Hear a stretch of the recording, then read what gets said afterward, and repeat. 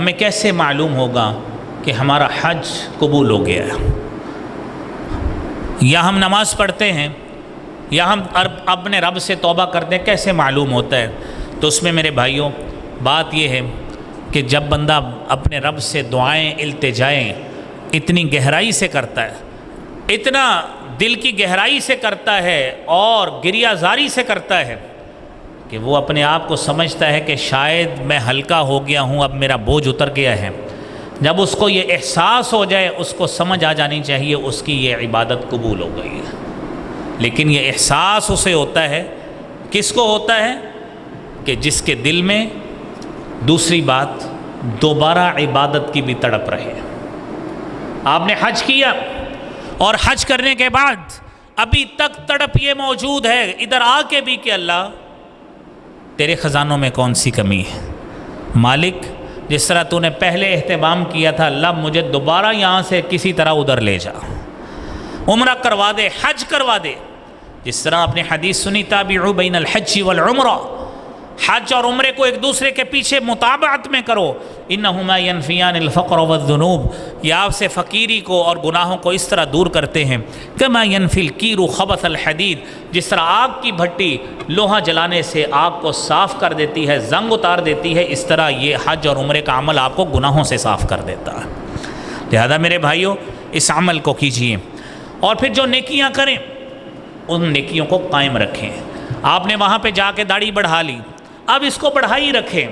آپ نے نماز کا قیام وہاں پہ سنت کے مطابق کرنا شروع کیا، پابندی سے کرنا شروع کیا، اب یہاں پہ آ کے نمازیں مت چھوڑیے۔ آپ نے وہاں پہ یہ تہیہ کیا کہ اللہ کریم اب اپنی غیر محرم خواتین کی طرف نظریں نہیں اٹھاؤں گا، یہ عمل یہاں پہ آ کے بھی جاری رکھیے۔ مومن کا شیوا یہ ہے، سیدہ ام حبیبہ رضی اللہ تعالی عنہا بیان کرتی ہیں، من صلی 12 رکعۃ، کہ جس نے دن اور رات میں 12 رکعتوں کا اہتمام کیا، اللہ اس کے لیے جنت میں گھر بنا دیتے ہیں۔ صحابی بیان کرتے ہیں جب سے ہم نے یہ حدیث سنی ہم نے کبھی اس عمل کو چھوڑا ہی نہیں ہے۔ مومن کی شان یہ ہوتی ہے۔ اور حضرت معاذ بن جبل رضی اللہ تعالی عنہ بیان کرتے ہیں، مجھے اللہ کے رسول صلی اللہ علیہ وسلم نے کچھ ذکر سکھایا نماز کے بعد کرنے کا۔ اللہم انی علی ذکرک، اللہ میری مدد کر اپنے ذکر پر، اپنے شکر پر، وحسن عبادتک، اللہ اپنی اچھی عبادت پر، اللہم اعنی علی ذکرک وشکرک وحسن عبادتک۔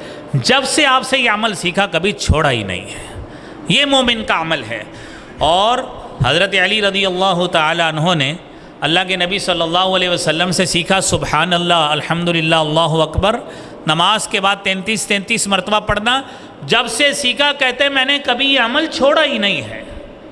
اور حضرت عمر بن سلمہ رضی اللہ تعالی عنہ اللہ کے نبی صلی اللہ علیہ وسلم کے پاس بیٹھے، تھوڑی چھوٹی سی عمر، 6-7 سال کی عمر ہے، برتن پڑا، کبھی ادھر کو ہاتھ مار دیا، کبھی ادھر کو ہاتھ مار دیا۔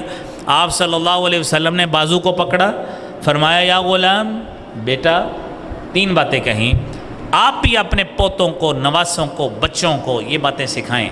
فرمایا کل بیمینک، دائیں ہاتھ سے کھاؤ، سم اللہ، پہلے اللہ کا نام لو، کل بیمینک، دائیں ہاتھ سے کھاؤ، وکل مما یلیک، جو آپ کے اپنے آگے پڑا ہے وہاں سے کھاؤ۔